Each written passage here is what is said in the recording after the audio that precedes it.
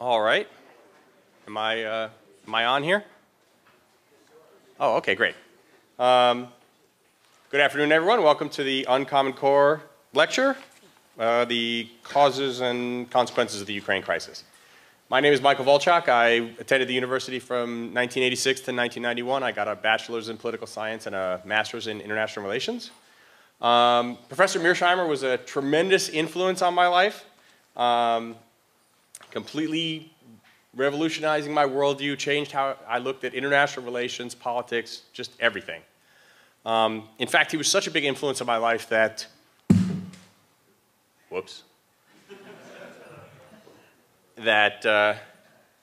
when I went home for the summer between one of the school years, leaving my college girlfriend here, she gave me a little keepsake picture book, and she said, "Here, to remember the people you love." And inside was a picture of her on the right and a picture of Professor Mearsheimer on the left. That's a true story.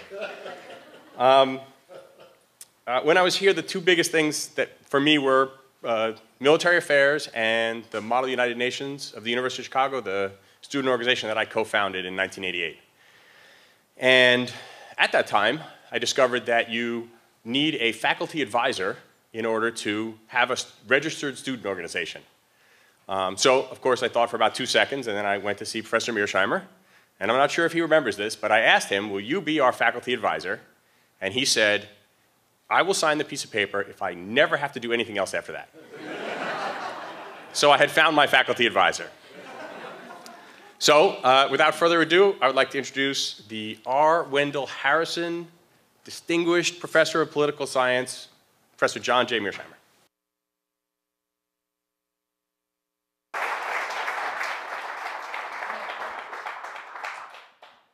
Thank you very much for that kind introduction. Thanks all for coming out to hear me talk.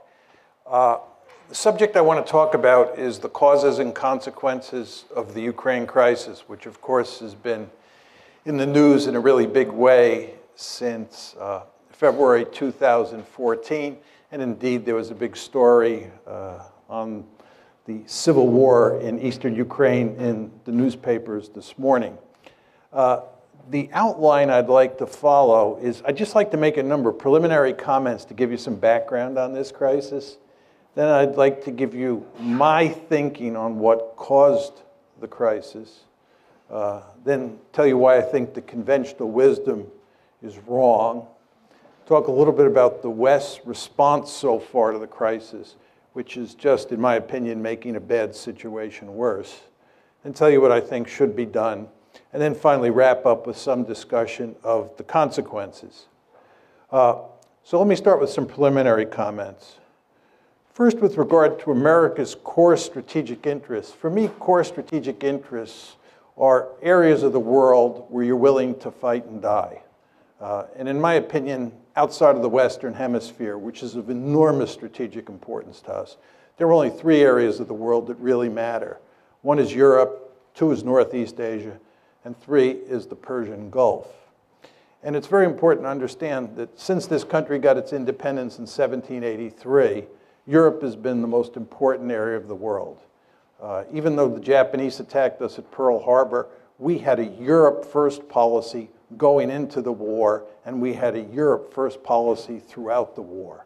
And it's in large part because the great powers in Europe are more important than the great powers in Northeast Asia over time. And of course, the Persian Gulf was an important area because that's where the oil is, and oil is a critical resource that matters greatly in the international system. So those are the 3 most important areas outside the Western Hemisphere. And again, since the beginning of this country, Europe has been number 1. You want to understand that we're undergoing a fundamental shift of great importance. Asia, because of the rise of China, is going to be the most important area of the world for the United States. The Persian Gulf, because it's inextricably linked with Asia, oil flowing to India, oil flowing to China, the Persian Gulf will be number 2. And Europe will be a distant 3. We're basically leaving Europe in the rearview mirror. And of course, you want to keep this in mind because the Ukraine crisis is in Europe and it involves NATO.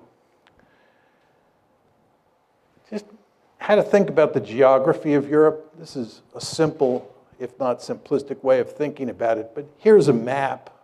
You can see where Ukraine is. You can see where Poland is. You can see where Russia is. The way I think about European security is there's France, Germany, Poland, Ukraine, and Russia. Of course, we're moving from west to east. These are the big kahunas. These are the big countries that matter. And of course, the two countries that matter the most historically are Germany and Russia, or for most of the 20th century, Germany and the Soviet Union.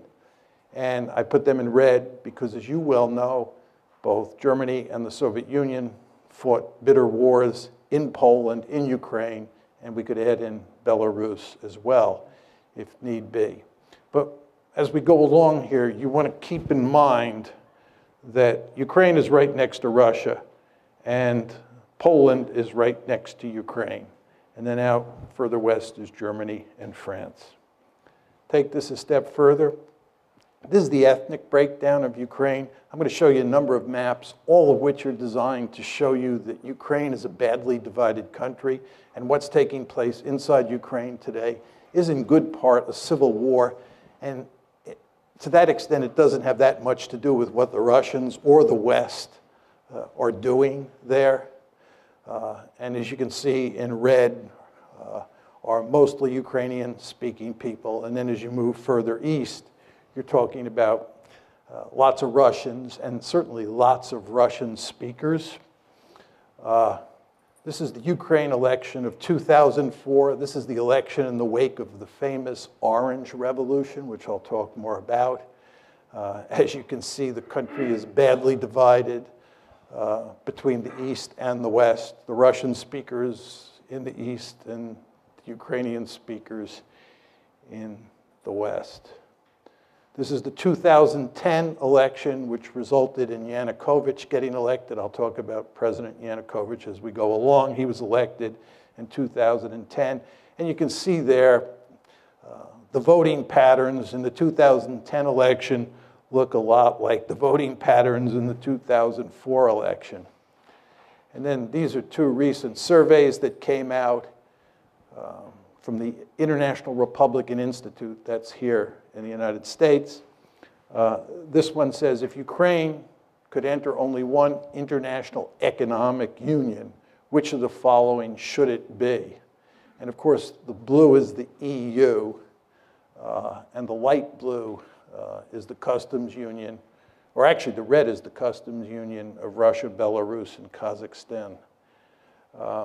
And the cities up at the top are in western Ukraine, and the cities down on the bottom are in eastern Ukraine. So you can see very clearly that people in the West would like to join the EU. People in the East have little interest in joining the EU. Those are the EU numbers. Here are the NATO numbers. I mean, these two charts look virtually the same. But all of this tells you that you have a badly divided country. And the conflict between the West and Russia over Ukraine is played out in the context of this situation. This is a simple little view graph that shows Europe's dependence on Russian gas. It's quite clear from that view graph that many of the countries in Eastern Europe and even countries like Germany are heavily dependent on Russian natural gas. And of course, that gives the Russians lots of political leverage in this crisis, and it makes it very difficult for us to put pressure on the Russians. Okay, those are just a number of preliminary comments I wanted to throw out just to set this up. Let's talk about the causes of the conflict. I think if you're going to talk about the causes of the conflict, you have to come at it from three different perspectives. First of all, you have to ask, what are the deep causes of the crisis? What are the structural factors that underpin this conflict? Then you have to talk about the precipitating causes, because the crisis broke out on February 22nd, 2014. Things were not terrible until February 22nd, 2014. And that's when everything went to hell in a handbasket. And the question is, what caused it then? If you focus on deep causes, it can't tell you why something happened in February 2014, but the precipitating causes are designed to get at that. And then what we want to talk about is the Russian reaction, why the Russians did what they did with regard to Crimea, with regard to eastern Ukraine. We want to talk about exactly what they did and then why they did it. So let's start with the deep causes. My argument is that the West is principally responsible for this mess, not the Russians. This, of course, is not the conventional wisdom in the United States. And in fact, except for Steve Cohen, who's now at Princeton, now at NYU, he used to be at Princeton, Henry Kissinger, and maybe a handful of other people, there are not many people who agree with me.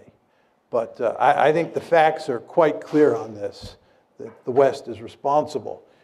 And my aim is that the main deep causes, the aim of the United States and its European allies, to peel Ukraine away from Russia's orbit and incorporate it into the West.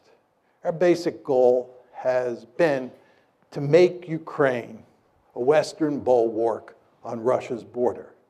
And Russia says, this ain't happening, period, end of story. And we will do everything we can to make sure it does not happen. That's the deep cause. Now, take it a step further. There are three key elements in our strategy. The first is NATO expansion, and in many ways the most important. And I'll talk in some detail about that in a second. But as you all know, since the Cold War ended, starting with the Clinton administration, we have been moving NATO eastward toward Russia's border. And the Russians have said, this is an absolute no-no. And I'll walk you through the story in a minute. Second is EU expansion. EU expansion is all about integrating Ukraine economically into the West, the way we are in the process of integrating Poland, the Czech Republic, Slovakia, the Baltic states into the West. And of course, we're doing that with NATO as well. These are two sets of institutions, NATO, military institution, the EU, an economic institution. And the idea, again, is to take Ukraine, peel it away from Russia, and make it part of the West. The third part of the story is fostering an orange revolution. This is all about promoting democracy in Ukraine and in other places. As you all know, the United States runs around the world trying to topple regimes and put in their place democratically elected regimes. And for almost all of you, me included, it's hard to be against promoting democracy. We all love democracy. But if you're Vladimir Putin, or if you're part of the leadership in Beijing, when the United States talks about democracy promotion, that means toppling your regime. And you won't be surprised to hear this. They don't like that in Beijing, and they don't like that in Moscow. Right? They do not like that. Right? The Chinese believe that we're behind the protests in Hong Kong. You go to Beijing and you talk to Chinese elites, the idea that we're promoting democracy around the world, and especially in East Asia, just drives them crazy because they think they're in the crosshairs. And you know what? They are in the crosshairs. Because our basic strategy is to topple regimes all over the world, not simply because we like democracy, but because we believe that whoever gets elected will be pro-Western. So we're killing two birds with one stone. We're promoting democracy and getting leaders who are pro-American. But again, you can see the strategy here: NATO expansion, EU expansion, and promoting democracy. Say a bit more about NATO expansion because it's so important. NATO expansion took place in two tranches. The first one was in 1999. That's when you get Poland, the Czech Republic, and Hungary incorporated into NATO. The second big tranche was in 2004. And that's when the Baltic states, you can see Estonia, Latvia, and Lithuania up top, Romania, Bulgaria, these are the light brown countries. That's the second tranche of NATO expansion. Now, the Soviets made it clear from the mid-1990s they were adamantly opposed to NATO expansion. But number one, they were too weak to do anything about it. And two, it didn't involve the states that were right on their border. I mean, there's no question, as you can see from the map, that Latvia and Estonia are on Russia's border, and Lithuania as well, if you want to include that little enclave between Poland and Lithuania. But the fact is, these were very small states. It was early in the game, and the Russians were willing to live with it. But then the big trouble starts, and it comes in the famous Bucharest summit, NATO's Bucharest summit in April 2008, where at the end of the summit, a declaration is issued which says, NATO welcomes Ukraine's and Georgia's Euro-Atlantic aspirations for membership in NATO. We agreed today that these countries will become members of NATO. The Russians made this perfectly clear. This was unacceptable. Russia's deputy foreign minister said, Georgia's and Ukraine's membership in the alliance is a huge strategic mistake which will have most serious consequences for pan-European security. Putin himself said, Georgia and Ukraine becoming part of NATO is a direct threat to Russia. You all remember that there was a war between Russia and Georgia in August 2008? That war was a consequence of this, because the Georgians thought we were sending them a signal that they could get uppity with the Russians and we would back them because they were going to become part of NATO. That's not what happened. And you know what happened. The Russians clobbered the Georgians, and Georgia is in deep trouble today because it thought it could become part of NATO. So you want to remember that April 2008 summit, very important. That declaration, very important. And then what happens is you have a war. So those are the deep causes, those three strategies: NATO expansion, EU expansion, and promoting democracy. What about the precipitating cause? The key events leading up to the coup. It's the coup of February 22nd, 2014 that's of enormous importance. That's what really throws the crisis into gear. Just think about that word, coup. Orange Revolution, promoting democracy, the coup, February 22nd, 2014. So the question is, what causes the coup? It all starts in November of 2013. At that point, Yanukovych, President Yanukovych, who's the head of Ukraine, is negotiating with the EU to form an association agreement that brings the EU and Ukraine much closer together. It's a step in the direction of incorporating Ukraine into the European Union, or to put it in slightly different terms, incorporating Ukraine into the West. The Russians make it clear that this is unacceptable. The Russians are willing to do a deal that involves the EU, Russia, the IMF, and Ukraine. But the idea that Ukraine is going to do a deal exclusively with the EU and the Russians are going to be left out in the cold is not something that Putin is willing to countenance. He puts significant pressure on the Ukrainians. He offers them a terrific deal. And as you can imagine, the EU is not offering Ukraine a particularly good deal because you know how much corruption there is in Ukraine. And the EU wants Ukraine to eliminate that corruption, which the Ukrainians really don't want to do. So what Putin does is not only make it clear that that deal is not going to happen, but he often offers a sweetheart deal of his own. So Yanukovych, on November 21st, says no to the EU. This leads to a series of protests.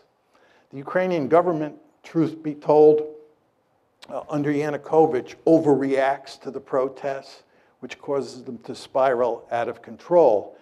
And in January of 2014, you can see there, January 22nd, 2014, you have your first 2 deaths in the protests. These are the Maidan protests. And then in the February 18th through February 20th time period, lots of people die. It's really messy.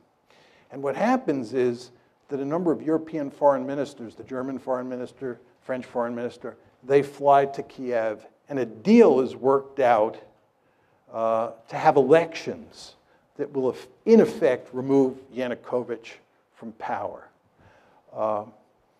But the protesters refuse to accept the deal. And there are significant fascist elements among the protesters who are armed, right? There's killing on the Maidan. And as a result, Yanukovych flees for his life to Russia. And this all happens on February 22nd. And, oh, did I not have that slide on? I'm sorry. One of the problems with this lectern is you can't see. I'm sorry, that's the slide that has all the key events. Oh, gosh. Sorry. I have two slides up here, so I lost track of the fact. So here are the key events after the coup. On February 23rd, Parliament votes to repeal minority language laws in the East. This is basically the Russian language. And then on February 27th, Russian units begin seizing checkpoints in the Crimea. On the 28th, additional Russian forces begin moving into the Crimea. The Russians didn't conquer or invade Crimea. Excuse me, the Russians didn't invade Crimea. They were already there because they had a leasing agreement. There's a naval base at Sevastopol, and the Russians were leasing that naval base from Ukraine. So they had military forces there. So when it says Russian units begin seizing checkpoints on the 27th, those were Russian units that were already there. Then additional Russian forces begin moving in on the 28th. And then on the 6th, the 16th, and the 18th, you have a scenario, you have a handful of events that lead to Russia incorporating Crimea. And then, of course, shortly after that, conflict breaks out in eastern Ukraine. And although we do not have a lot of hard evidence that the Russians are physically involved in eastern Ukraine, I think it's quite clear that they are physically involved, that there are Russian troops there. How many is very hard to tell from the outside. I think it's very clear that the Russian government is going to great lengths to make sure that those pro-Russian forces in eastern Ukraine are capable of maintaining a certain amount of independence, and I'll talk more about this in a second. Okay, understanding the Russian response. What is the Russian response? Two parts. First is they took Crimea and they're not giving it back. Crimea is gone. Second is what they're doing is not trying to conquer Ukraine. There are many people who say the Russians are going to go on a rampage, they're going to try and reestablish the Soviet Union or a greater Russia, and so forth and so on. That's not going to happen. Putin is much too smart for that. You remember what happened when the Russians invaded Afghanistan? You remember what happened when we invaded Afghanistan? You remember what happened when we invaded Iraq? You remember what happened when the Israelis invaded southern Lebanon? You want to stay out of these places. In fact, if you really want to wreck Russia, what you should do is encourage it to try and conquer Ukraine. Putin, again, is much too smart to do that. What Putin is doing is he's basically in the process of wrecking Ukraine, and he's telling the West in very simple terms, you have two choices. You either back off, right? And we go back to the status quo ante before February 22nd, 2014, where Ukraine is a buffer state, or you continue to play these games where you try and take Ukraine and make it a Western bastion on our doorstep, in which case we'll wreck the country. And they are, of course, now in the process of wrecking it, right? And they're going to keep this conflict going for as long as they have to. That's the basic game here. Again, two steps. One, took Crimea. No way they're going to ever let Crimea become a NATO base. And remember, the name of the game here is to make Ukraine part of NATO. Not happening. And they're not getting Crimea. We've taken Crimea, we're keeping it, number one. And number two, you want a frozen conflict or you want to wreck Ukraine so that it can't become part of the West. Question number two here is what motivates this? What motivates this is that Russia is a great power, and it has absolutely no interest in allowing the United States and its allies to take a big piece of real estate of great strategic importance on its western border and incorporate it into the West. This should be hardly surprising to the United States of America. As all of you know, we have a Monroe Doctrine. The Monroe Doctrine basically says that the Western Hemisphere is our backyard, and nobody from a distant region is allowed to move military forces into the Western Hemisphere. I can tell from looking at the audience that most of you are old enough to remember the Cuban Missile Crisis like I am. You remember how we went stark raving crazy at the idea of the Soviets putting military forces in Cuba? This is unacceptable. Nobody puts military forces in the Western Hemisphere. That's what the Monroe Doctrine is all about. Can you imagine 20 years from now a powerful China forming a military alliance with Canada and Mexico and moving Chinese military forces onto Canadian and Mexican soil, and us just standing there and saying, this is no problem. We're all 21st century people, and worrying about Chinese forces there is what 19th century people like Vladimir Putin worry about. Of course that's not going to happen. We're going to maintain the Monroe Doctrine with regard to China just as we did with the Soviet Union during the Cold War. So nobody should be surprised that the Russians were apoplectic about the idea of us putting Ukraine on the western side of the ledger. And by the way, they told us, I gave you the quotes, in the wake of the Bucharest summit. I told you what happened in August 2008 with the Georgia war. The precedents were there. The rhetoric was there. They told us. But we did not stop our efforts to make Ukraine part of the West. And the Russians responded. Was it surprising? For some reason, President Obama and virtually all of the elites in the West were surprised. I guess this is because they're 21st century people, right? And they think that balance of power politics doesn't matter anymore. If you think these people in Washington and most Americans are having trouble dealing with the Russians, you can't believe how much trouble we're going to have with the Chinese. I'm very popular in China. I go to China quite often. And I usually start my talks by saying, it's good to be back among my people. Because when I'm in China, I'm intellectually much more at home there than I am in Washington. Because in Beijing, much like in Moscow, you're dealing with 19th century people like me. Whereas in Washington, you're dealing with 21st century people. I think the Chinese are going to eat our lunch, right? Talk a bit about the conventional wisdom. Conventional wisdom is that Putin is the main cause of the crisis. Some say he's either crazy or irrational. Angela Merkel was making this argument for a while. He's bent on creating a greater Russia, and he bears marked resemblance to Adolf Hitler. I'll say a few words about each of these. I know a great deal about Adolf Hitler. I've written and I teach extensively on Nazi Germany's behavior in the 30s and during World War II. The idea that he bears any resemblance to Adolf Hitler is laughable in the extreme. It's hard to believe that serious people make that argument. The idea that he's bent on creating a greater Russia, I think if he could do it, he'd do it. He can't do it. Russia's a declining great power. And as I said to you before, if they were to try and create a greater Russia by invading Ukraine and by invading the Baltic states, they'd be jumping into the briar patch. In fact, again, if you want to wreck Russia, what you should do is tell them to try and create a greater Russia. It will lead to no end of trouble. I think Putin is much too smart for that, and he is in the process of wrecking Ukraine. I want to make that clear. And he's wrecking Ukraine because he's basically saying to the West, you can't have it, and I'll wreck it before you take it. Is he crazy or irrational? I don't think so. I think he's very strategic. And I don't think he's the main cause of the crisis, as I said to you. Another set of arguments associated with the conventional wisdom.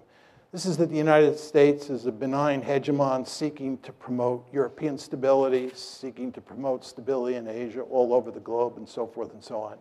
There's some countries like Japan and Germany, for sure, Poland, who view the United States as a benign hegemon. There are many countries out there who do not. Iran is one, China's another, and Russia's a third. They just don't see it that way. And because they don't see it that way, you should understand that when you take measures, you meaning the United States, that you think are going to be interpreted as benign, the other side will not see them that way. They will see them as threatening. This gets back to my point about democracy promotion. We believe democracy promotion is an unalloyed good, and we can't understand why people like Putin and the leaders in Beijing don't understand this, but they don't understand it. And if you don't recognize what other people think, you're incapable of putting yourself in their shoes, you're going to get yourself into a heck of a lot of trouble. And of course, that's exactly what happened here. And then another argument is that Putin's behavior proves that it was wise to expand NATO eastward to try to include Ukraine and Georgia, right? What's very interesting is that there is no evidence that we thought Putin was aggressive before the crisis. There's no evidence that we thought that. There's no evidence that we were talking about expanding NATO because we had to contain the Russians. Because again, NATO expansion was driven by 21st century men and women. They believed balance of power politics is dead. That's what happened here. Do you understand? Putin is a 19th century man, right? He does view the world in terms of balance of power politics, as do we when it comes to the Monroe Doctrine in the Western Hemisphere. But in this case, in the case of Europe, we were thinking like 21st century men and women. And we thought that we could just drive right up to his doorstep and it wouldn't matter, right? We did not think that Russia was aggressive. What happened here is that after the crisis broke out on February 22nd, we then decided that Russia was aggressive. We then decided that Russia was bent on creating a greater Russia. It was after the fact. And by the way, this is why President Obama and virtually all of Washington was caught with their pants down when this crisis broke out after February 22nd, because they did not see it coming. Talk a little bit about our response. We're basically doubling down. We're getting tougher and tougher with the Russians. That's our strategy. And that's exactly what you'd expect if you're going to blame them, given that we're incapable of blaming ourselves because we never do anything wrong. You all know that. All the problems in the world are caused by everybody else, never by the United States, because we're a benign hegemon. Well, if we're the good guys and they're the bad guys and they're misbehaving, they're bent on creating a greater Russia, oh my God, this is the 1930s all over again. Any sort of concession to Putin is Munich, October 1938. Can't do that, so what you do is you double down. You get tougher and tougher. Then this brings us to the question of whether we can succeed or not. My argument is you're playing a losing hand, right? And the reason you're playing a losing hand is because this is a competition between economic considerations and security considerations. The basic mindset of people in the West is that you can punish the Russians economically and they'll throw their hands up. My argument is when security considerations are at stake, when core strategic interests are at stake, and there's no question, ladies and gentlemen, in Russia's case, this is a core strategic interest, countries will suffer enormously before they throw their hands up. Right? So you can inflict a lot of pain on the Russians, and they're not going to quit. And they're not going to quit because Ukraine matters to them. And by the way, Ukraine doesn't matter to us. You understand there's nobody calling for us to fight in Ukraine. Even John McCain, who up until recently has never seen a war he didn't want to fight, right, is not calling for using military force in Ukraine. What John McCain is saying is that Ukraine is not a vital strategic interest for the West. That's what he's saying. It is a vital strategic interest for the Russians. They've made that perfectly clear, and not just Putin, right? So in terms of the balance of resolve, it's all on their side. And I showed you that slide up there that depicted how much economic leverage the Russians have because of all that natural gas going westward. So we're playing a losing hand here. But let's assume that I'm wrong. Let's assume that we're playing a winning hand and that we are capable of backing Putin into a corner. and we're getting close to pushing them off a cliff. Is this good? You're talking about a country that's got thousands of nuclear weapons. And the only circumstance, really, under which states use nuclear weapons is when they're desperate, when they think their survival is at stake. So what you're talking about is putting Putin in a situation where he's desperate. And if you go home and Google Putin and nuclear brinksmanship, you'll be reading all the articles that come up for the next 2 years, right? Because he's making it clear that you're fooling around with his core strategic interests. And again, he's got thousands of nuclear weapons. So you're putting yourself in a position, right? You're putting yourself in a position where you're willing to risk a possible nuclear war over a piece of real estate, Ukraine, that is not of vital strategic interest to the United States. Again, it's not of vital strategic interest to us. By the way, and this will be my final point on this, what's truly amazing about all of this is that we were talking about incorporating Ukraine into NATO when we have now acknowledged by not taking military action over Ukraine that it's not a vital strategic interest. You understand that when you incorporate Ukraine into NATO, you're giving them an Article 5 guarantee, which says you'll come to their defense if they're attacked. You only give Article 5 guarantees to countries that are of vital strategic interest, like Germany during the Cold War. What were we doing? Thinking about giving an Article 5 guarantee to a country that's not a vital strategic interest. It just shows you how discombobulated American foreign policy is these days. And of course, the Ukraine crisis is just one of many messes that we've made. As you know, we have the Midas touch in reverse. There's nothing that we do that doesn't go south. Afghanistan, Iraq, Libya, Ukraine, I could go on. So the point I'm making to you is, I do not think that this is going to work, but if it does work, I'm not sure it's a good thing. I had some quotes from the New York Times that really capture what we're doing. I won't leave them up there, but they make it very clear that we're playing hardball with the Russians. This was a Times piece last year that gave a good synoptic version of the Obama administration's thinking on how to deal with this crisis. Now, what should be done? My view is we should create a neutral Ukraine, which is a buffer state between NATO and Russia. Basically, what I'm talking about is going back to the status quo ante, before we got this foolish idea in our head that we could peel Ukraine away from Russia and make it part of NATO, make it part of the EU, make it more generally part of the West. We should work to create a situation where Ukraine is neutral, and it's a buffer state. Just to go back to my simple or simplistic graphic, depending on your views, right? This is how I think about European security. This is what you want. You want NATO to include France, Germany, and Poland. You want Ukraine as a buffer state, and then you want Russia on the eastern flank of that border state. And this is not what you want. You do not want a divided Ukraine where Western Ukraine is in NATO, Eastern Ukraine is in Russia, and the Russians and the Americans, who hate each other at that point, are eyeball to eyeball on the Dnieper River. Not a good idea. How do you get to this end? Very simple. Explicitly abandon NATO expansion. By the way, NATO expansion is dead. I've talked to countless policymakers who say this. It's dead. But what we have to do is explicitly abandon it. Say it is not happening. We have to fashion an economic rescue plan for Ukraine that includes Russia, the IMF, and the EU. This, of course, is what Putin wanted to do in 2013, and the EU said no, foolishly. We want to go to great lengths to guarantee minority rights, especially language rights in Ukraine. This gets back to those maps that I was putting up that show that this is in very important ways a civil war, and what we have to do is dampen down the conflict inside Ukraine. We have to give the people in eastern Ukraine a lot of autonomy, and we definitely have to protect minority rights.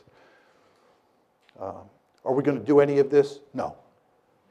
And I'll talk more about that in a second. Consequences, and this is my last slide. Will there be a new Cold War? No. Russia is not the Soviet Union, and as I said to you before, we have a potential peer competitor on the horizon who could be of proportions we've never seen before. The Chinese threat, once it materializes, is going to be something like we've never seen. We're going to have our hands full in Asia. Europe is not going to matter, and Russia is going to be with us. The balancing coalition against China is going to be South Korea, Japan, Vietnam, Taiwan, Singapore, India, and Russia. The Russians will be with us. And that's another reason this whole policy is so stupid, right? What we're effectively doing is driving the Russians into the arms of the Chinese. There's a great strategy. We need the Russians on Iran. We need the Russians on Iran. We drive the Russians closer to the Iranians. You saw where they just sold the Iranians S-300 anti-aircraft missiles. We need the Russians on Syria. We need the Russians on all sorts of issues. We don't need to have a fight with the Russians now. We're not going to have a Cold War. Will the United States still pivot to Asia? Yes. All we need is one big crisis out there. It's coming, probably in the South China Sea sooner rather than later, if you've been reading the newspapers. And once that happens, we will focus laser-like on Asia, because that's a peer competitor. Russia is not a peer competitor. What are the implications for NATO? This gets back to the previous question. I think that NATO is in serious trouble and will disappear as a functioning alliance over time, in large part because I think we're going to pivot to Asia. What are the implications of all this for our Asian allies? It's a very interesting question. I was in Japan in December of 2014. And the Japanese, like a lot of people in Asia, number one, wonder whether we're going to be there for them, right? Because they see us causing trouble over Ukraine. They see us picking a fight with ISIS. And they say if the United States is fighting ISIS, dealing with the Russians over Ukraine, are they going to be able to pivot to Asia? And then furthermore, they say, even if the United States does pivot, can we trust them? If you look at how this gang operates in Washington, it does look like the gang that can't shoot straight. Do we want to depend on them? If you're Japanese and you're depending on the American security umbrella, especially the American nuclear umbrella, don't you scratch your head and say, can I rely on Washington in a crunch with the Chinese over the Senkaku or Diaoyu Islands? Not clear. So I think this has not been good for our relations with our Asian allies. What are the implications for Iran and Syria? As I said before, remains to be seen. We need the Russians on Iran. We need the Russians on Syria. And you take a stick and you poke the Russians in the eye, and you continue to poke them in the eye, they're going to look for ways to retaliate. And I wouldn't be surprised if somewhere down the road they don't play ball with us on Iran. We don't get a deal with the Iranians. Be interesting to see what the Russians then do. See if they're interested in maintaining a sanctions regime. And Syria is a total mess, as you know, and if there's any hope of resolving that, the Russians are going to have to be involved. And again, it's going to be hard to get a lot of cooperation, given what's going on over Ukraine. Is Crimea lost to Russia for good? Yep, it's gone, gone. What are the implications for Ukraine? And this is in many ways the most important part of my talk, and I'll just take 2 or 3 minutes, then we can go to Q&A. When I give this talk, many people in the West think that there's sort of a deep-seated immoral dimension to my position because I'm blaming the West and not Putin, who certainly has authoritarian or thuggish tendencies. There's no question about that. But I actually think that what's going on here is that the West is leading Ukraine down the primrose path. And the end result is that Ukraine is going to get wrecked. And I believe that the policy that I'm advocating, which is neutralizing Ukraine and then building it up economically and getting it out of the competition between Russia on one side and NATO on the other side, is the best thing that could happen to the Ukrainians. What we're doing is encouraging the Ukrainians to play tough with the Russians. We're encouraging the Ukrainians to think that they will ultimately become part of the West, because we will ultimately defeat Putin and we will ultimately get our way. Time is on our side. And of course, the Ukrainians are playing along with this. And the Ukrainians are almost completely unwilling to compromise with the Russians and instead want to pursue a hardline policy. Well, as I said to you before, if they do that, the end result is that their country is going to be wrecked. And what we're doing is, in effect, encouraging that outcome. I think it would make much more sense for us to work to create a neutral Ukraine. It would be in our interest to bury this crisis as quickly as possible. It certainly would be in Russia's interest to do so. And most importantly, it would be in Ukraine's interest to put an end to the crisis. Thank you.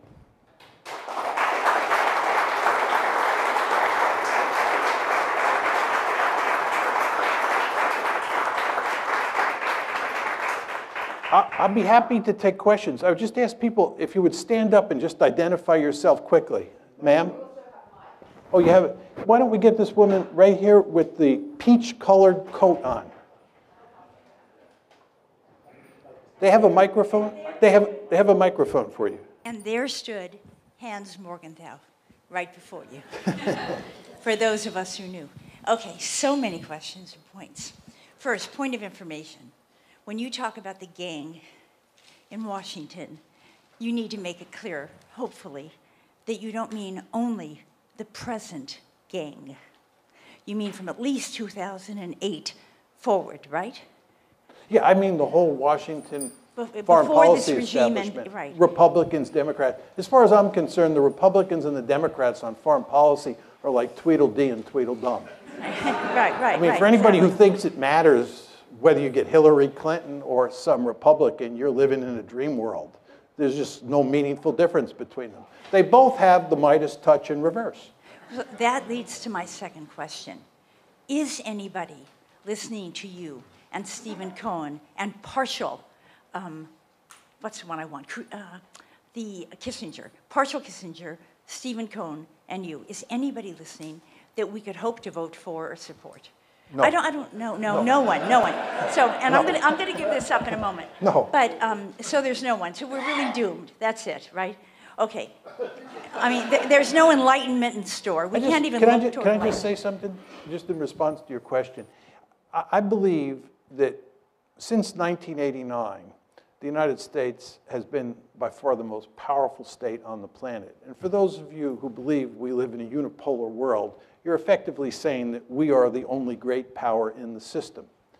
And given that tremendous amount of power that we have, we're really free to go out and do all sorts of foolish things because it doesn't blow back on us in any meaningful way. The United States is a remarkably secure great power. So we're allowed to pursue these foolish policies. And in that context, it's very hard to make arguments against the establishment that carry the day. I think what will happen if China continues to rise is that it will force the United States to think more strategically. Because when you live in a serious threat environment, the point I'm making to you is that the United States does not live in a serious threat environment. We're an incredibly secure country. We're the most secure country, most secure great power in the history of the world, and we're more secure today than we have ever been in our entire history, despite all the rhetoric that you hear from Washington and in the media about how dangerous the world is. This is just not a serious argument. It's not a dangerous world, right? We are incredibly secure. We have a peer competitor. It'll force us to focus the mind, much the way happened when the Soviet Union was there, Nazi Germany was there, Imperial Japan, Imperial Germany. Really enjoyed your lecture. I have two questions briefly.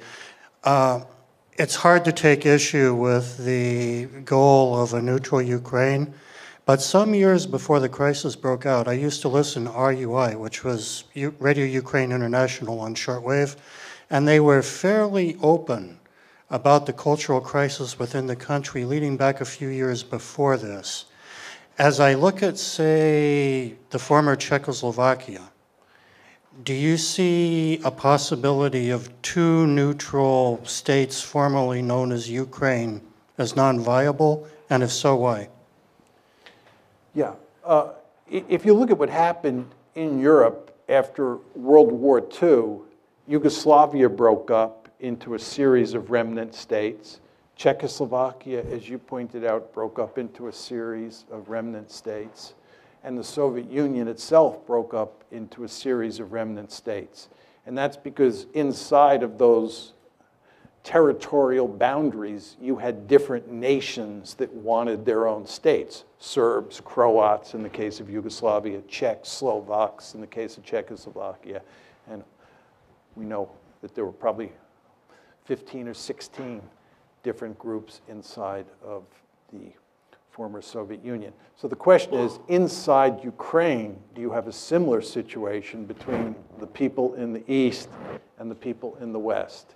I think if you look at the survey data, it still shows that the clear majority of Ukrainians in both the West and the East want to maintain the integrity of Ukraine. They don't want to split Ukraine in half. I think we should do everything we can to maintain that attitude among the Ukrainian people. My great fear is that as time goes by and the animosity continues to grow, that you may reach a point where there is a lot of sentiment to just break Eastern Ukraine and Western Ukraine off from each other and end up with two Ukraines. But I don't see that happening now. Second and final question.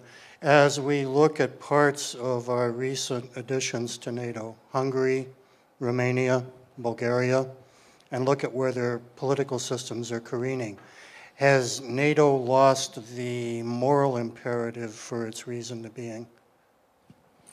Well, I mean, what we tried to do with NATO expansion and with EU expansion and with democracy promotion was to turn all of Europe into one giant security community in which all of the member states were liberal democracies that were hooked on capitalism and deeply embedded in these institutions and would therefore obey the rules that define the institution, and we would all live happily ever after. That was the goal. And I think everybody understood that Western Europe looked terrific on all of those dimensions. And what we were going to try and do is extend these institutions eastward and consolidate democracy in countries like Hungary and Poland, and we were going to make them look more like Western Europe over time. We had some success, and there's some failures. And if you talk to most people who study Europe today and spend lots of time over there, they're quite pessimistic about where Europe is headed, not only regarding Eastern Europe, but also with regard to Western Europe. And I'm not sure in 25 years what it'll all look like. I mean, in my opinion, the biggest issue is demographic, and that is that Europeans have not been making lots of babies for a long time, and as a result, they're going to have to import lots of people. And these are countries that do not have a rich history of integrating people in a smooth way, much the way the United States does. And it's no accident, I think, that you're now beginning to see the rise of far-right parties all across Europe because of all of the immigration. So one could paint a pretty bleak picture about Europe's future. But the counter to that would be, we've now got all those countries, like Romania, right, like the Czech Republic, like Slovakia, embedded in these institutions. And these institutions will go to great lengths to combat those tendencies and in maybe a more incremental way, facilitate the spread of liberal democracy and capitalism. We'll see whether that happens or not. But people today are nowhere near as optimistic as they were in the early 1990s, when it looked like we had the wind at our back and everything was going to play out over time in favor of the West and especially in favor of the United States. You all remember Frank Fukuyama's very famous piece, The End of History, right, which I think reflected that optimism when the Soviet Union was losing the Cold War and about to collapse. But times have changed.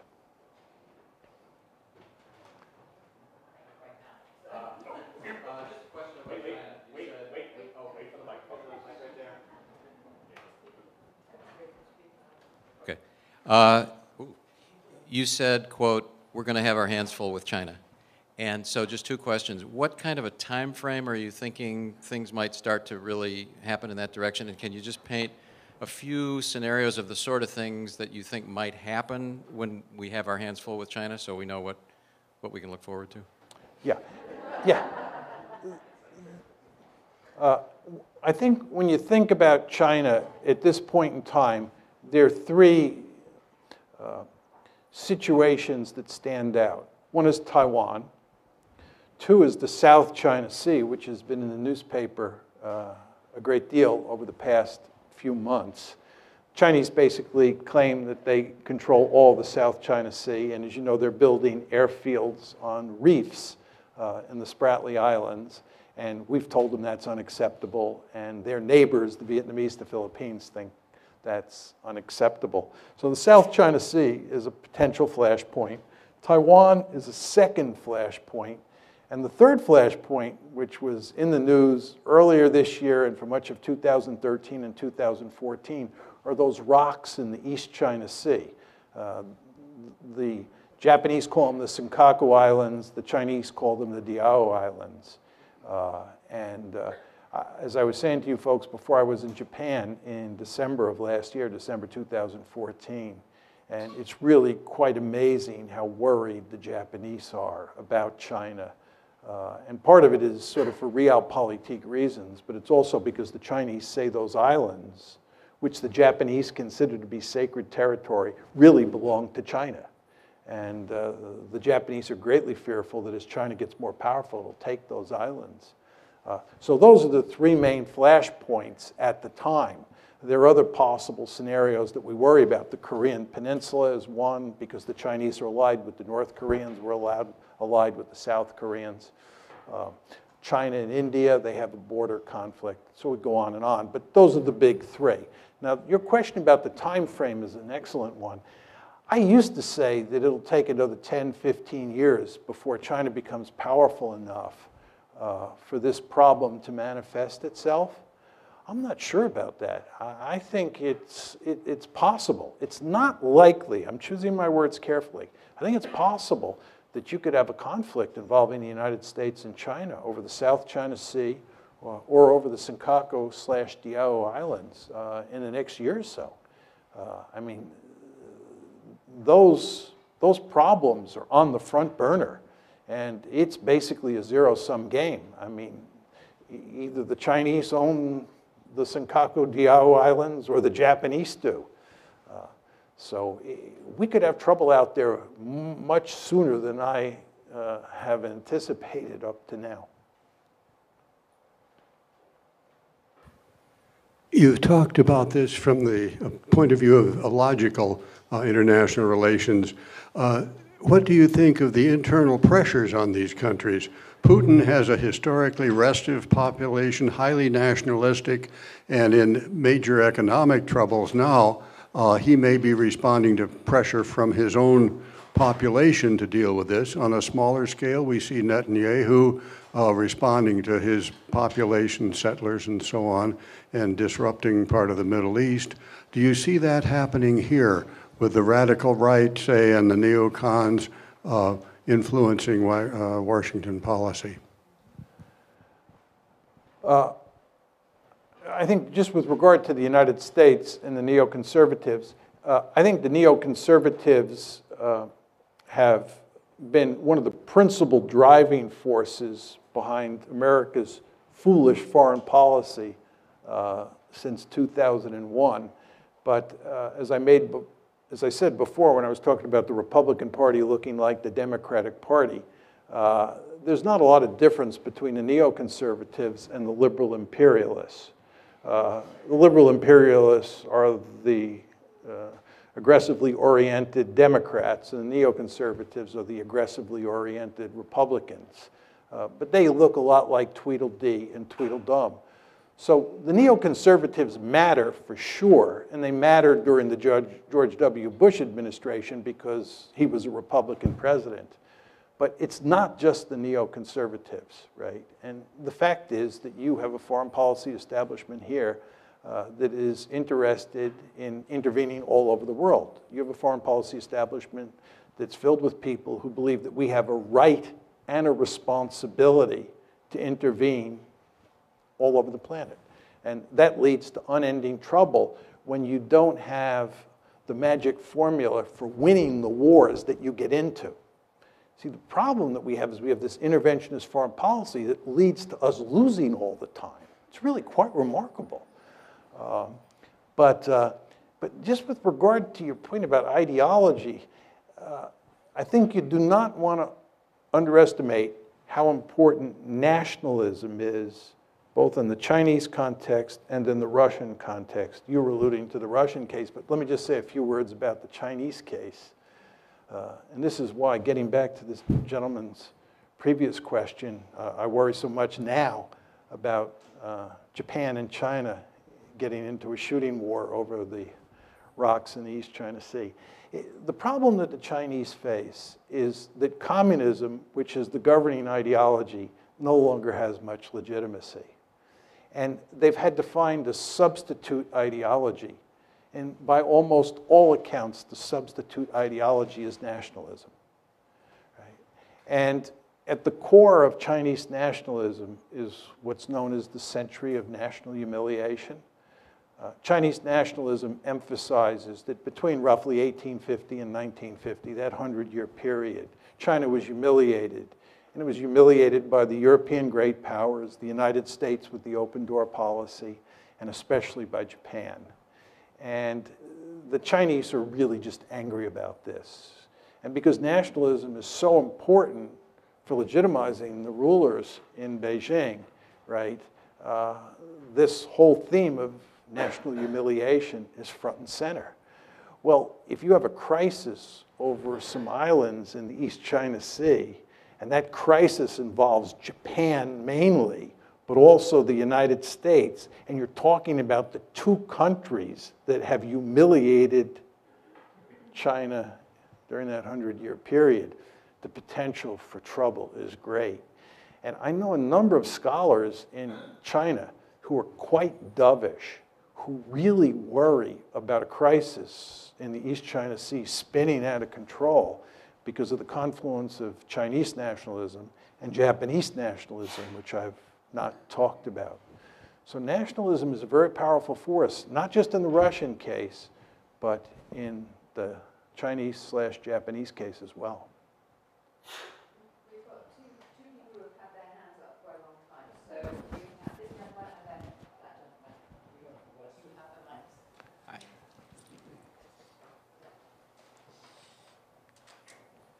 Hi, I'm Adam Chekhov. Actually, I just graduated last year, and Could you talk a little louder? sorry. Hi, I'm Adam Chekhov. I graduated last year also. Thank you for signing the piece of paper that allowed for MALI-UN to exist as someone who participated in MUN for all 4 years. But two questions. One, this is pretty quick. You talked about like Russia offered Ukraine a deal involving Russia, the EU, the IMF, Ukraine. Can you like lay out the specific terms of that deal? And In 2013. yeah, 2013 when they offered them the deal. And two, this is a little more in depth. What's the first question, though? What were the terms of the deal exactly? I'm not The sure. terms of the deal Russia You want me offered to outline Ukraine. the terms of the deal? Yes, if I don't know, I honestly don't know what the terms of the deal were. okay, well then we'll just skip that one. But okay, I guess the impression that I've had is that like you do have several. Well, certainly like the U.S. is trying to back Russia into a corner. You do have several like people in Germany, like especially mostly in Merkel's coalition partner, the SPD, like in their cabinet. I think Sigmar Gabriel is one who is pushing for like a more diplomatic solution towards the Ukraine crisis. So, in the long term, can you see like potentially Germany, which is at this point Europe's one of their most powerful states, potentially like serving in this crisis, metaphorically speaking, as the sort of the good cop to U.S.'s bad cop, so to speak? Yeah, this is a great question. As you all know, Germany is the most powerful country in Europe And I showed you the map where I told you that Germany and Russia were of enormous importance for thinking about Ukraine. So the question is, how do the Germans think about this? Initially, when the crisis first began, after the February 22nd coup, I thought the Germans would prevail on the Americans to behave smartly and to slowly but steadily just back off and work out some sort of deal. Very importantly, remember I told you about the famous April 2008 Bucharest conference, and I told you what was said in the final declaration, that Ukraine and Georgia would become part of NATO? It's very important to understand that the reason that we did not take concrete steps during the Bucharest crisis to move to include Ukraine and Georgia was because of German and French, but mainly German resistance. Angela Merkel said, bringing Ukraine and Georgia into NATO is a prescription for disaster. The United States, though, prevailed on getting that statement in the final declaration that I read to you. So based on that, I thought the Germans would play a key role in tamping down American enthusiasm for doubling down. I proved to be wrong. And if anything, Angela Merkel has been a bit more aggressive towards the Russians than President Obama has. It's really quite striking. And therefore, I don't hold out much hope for the Germans. One final point I would make about this. I've actually spoken on this subject in Germany. In early March, I was in Germany. I was in Frankfurt, and then I was in Berlin, talking to different groups. And my view of the Germans is that as a consequence of World War II, the Germans don't want to be out front on any issue. The Germans, to put it rather crudely, are afraid to look at themselves in the mirror, right? And the idea of them taking the lead, it horrifies them across the entire political spectrum. So my message to the Germans when I talked to them was they should be more bolshy when they talk to the Americans. They should tell the Americans more emphatically that they're wrong and we should be doing this instead of that. And that line of argument gets remarkably little traction because, again, the Germans just, they don't want to get too far out front on this. So I don't see much hope that things will change. Final point I'd make on this, what I find very striking about this whole situation, as I was saying before, I think Steve Cohen, Henry Kissinger, me, and there are a handful of other people, my friend Steve Walt, who've kind of been arguing the position that I laid out for you here today, but we are definitely in the minority. A tiny minority.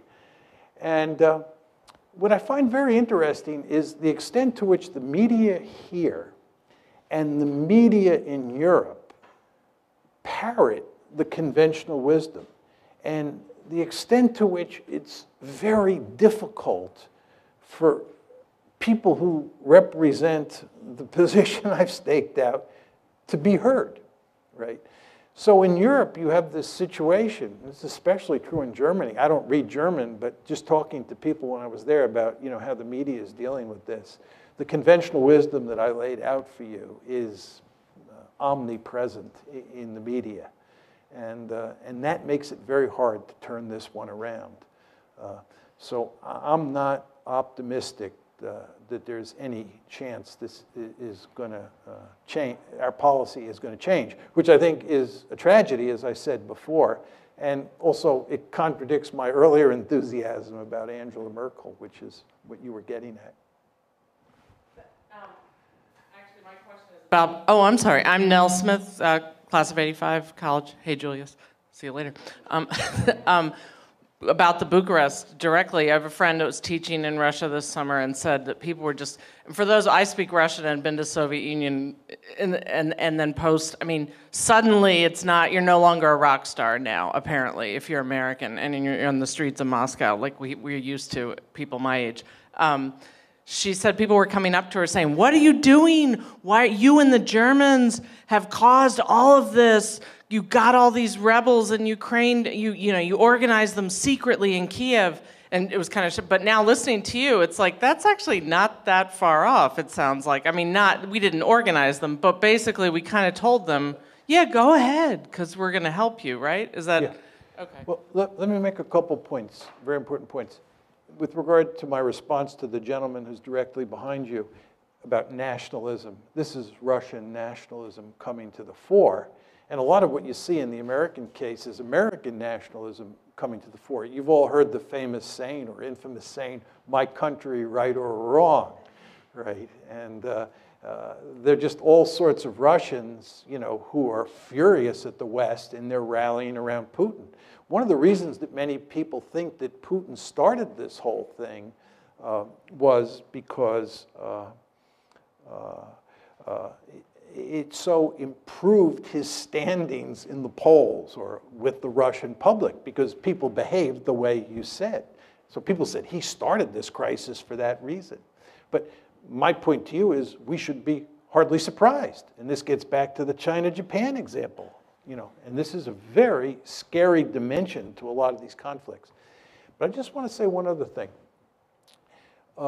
I've done all the research for a book on the German killing machine in World War II. I know a great deal about who the Germans killed, how they killed them, and so forth and so on.